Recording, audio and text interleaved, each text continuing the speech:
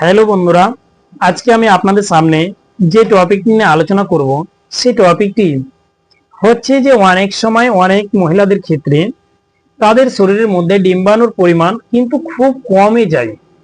এই ডিম্বাণুর সংখ্যা কমে যাওয়ার কারণে গর্ভধারণ হচ্ছে না, বা গর্ভধারণ যদিও হয় কিন্তু বেশ 1 মাস 1.5 মাস 2 মাসের মধ্যে আবার অটোমেটিক ফুলে যায়।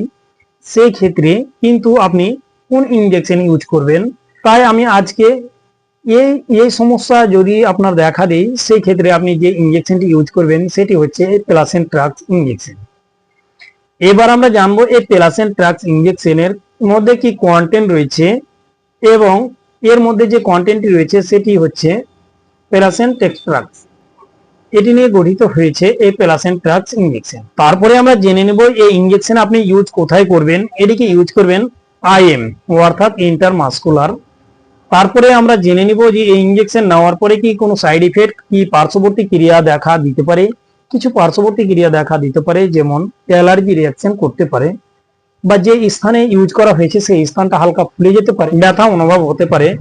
তাই আপনাদের কাছে রিকোয়েস্ট, আপনারা যখনই কোনো মেডিসিন ব্যবহার করবেন ডাক্তারের পরামর্শ নেবেন, ডাক্তারের পরামর্শ ছাড়া মেডিসিন ব্যবহার করবেন না। তাই ভালো থাকুন, সুস্থ থাকুন, আসি পরে ভিডিও আবার দেখা হবে।